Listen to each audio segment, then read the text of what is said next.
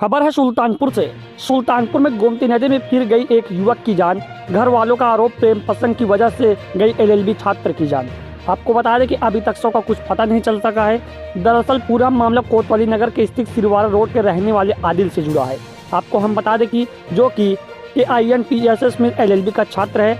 आदिल के भाई ने बताया कि आदिल मुस्कान नाम की लड़की से प्रेम करता था और दोनों के बीच अनबन होने के कारण आदिल ने गोमती नदी में छलांग लगा दी। हालांकि अभी तक आदिल की बॉडी का कोई पता नहीं चल सका है, जिस कारण परिवार के साथ भारी संख्या में आज शाम कोतवाली नगर से इकट्ठा होकर नारेबाजी कर रहे थे और आदिल की बॉडी को तलाशने के लिए प्रशासन से मांग उठा रहे थे।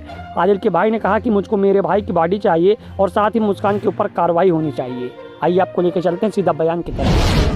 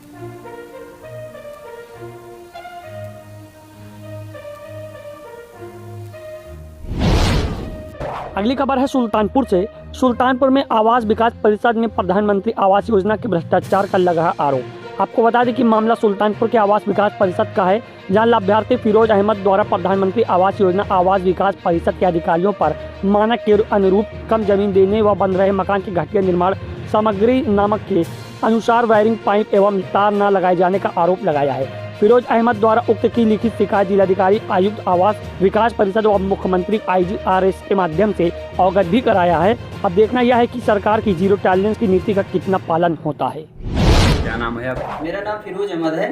मुझे B4 में यह 18 मकान अलाट हुआ है प्रधानमंत्री आवास योजना गरीब कल्याण योजना के तहत, जो कि इसमें एकदम घटिया तरीके की मतलब प्लास्टर किया गया है। देखिए आप खुद देख सकते हैं कि मतलब इस तरीके प्लास्टर हुआ है कि एकदम मसाला जो अभी से इसका छोड़ा, अभी तक इसमें हम अभी अंदर गए भी नहीं है। ये देखिए। अगली खबर है सुल्तानपुर से।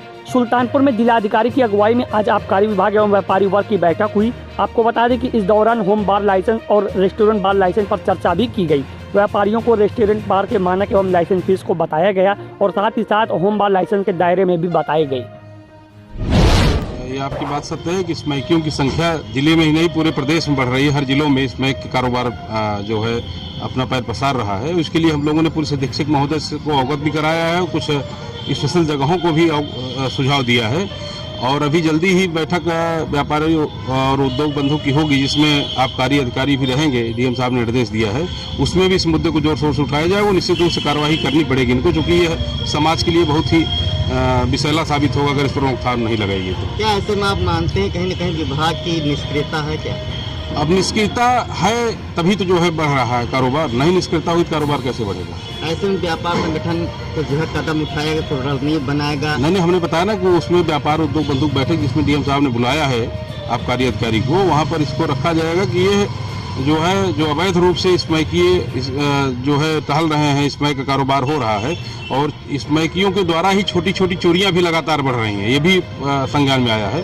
तो इस सब मुद्दों पर पुलिस अधीक्षक महोदय से भी बात की गई है, कल बैठक थी और आज इसमें भी यह मुद्दा नहीं उठा, लेकिन अगली वाली व्यापार बंधु 2 बंधु 3 दिन में होने वाली उसमें मुद्दे को उठाया जाएगा। अगली खबर है सुल्तानपुर से। सुल्तानपुर में लखनऊ जोन के एडीजी ब्रजभूषण सुल्तानपुर पहुंचे। इस दौरान उन्होंने पुलिस लाइन में विभिन्न स्थानों का निरीक्षण किया। साथ ही साथ आपको बता दें कि पुलिस कर्मियों के साथ बैठक कर क्राइम कंट्रोल के दिशा निर्देश भी दिए और साथ ही लखनऊ जोन की उपलब्धियां मीडिया के समक्ष रखी। आइए आपको लेकर चलते हैं सीधा बयान की तरफ। एंकर भोलू जहांगीर के साथ सुल्तानपुर से आशीष तिवारी की प्रमुख खबरें। सुल्तानपुर की हर खबर देखने के लिए चैनल को सब्सक्राइब करिए, वीडियो को लाइक करिए और कमेंट बॉक्स में हमें कमेंट करके अपना सुझाव जरूर दीजिए। धन्यवाद।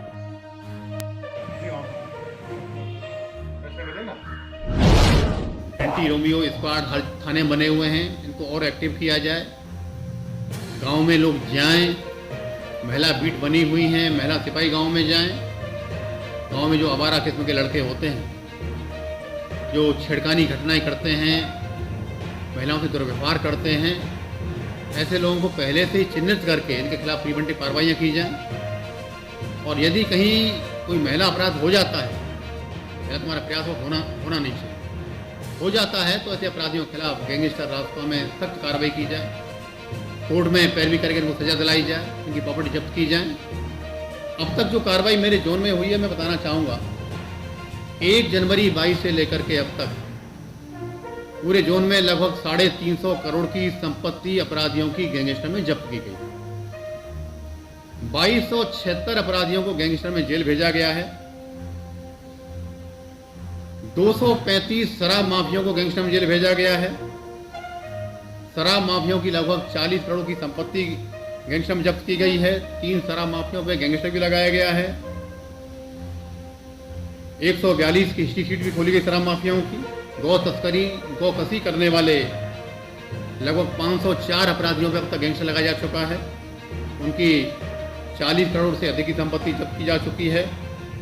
509 पे गुंडा में कार्रवाई की गई है। 3 में रातों में कार्रवाई की गई है। जो मादक पदार्थों के धंधे में इन्वॉल्व हैं, ऐसे लोगों की लगभग 53 करोड़ से बरामदगी हुई है और लगभग 52 करोड़ की संपत्ति इनकी गैंगस्टर में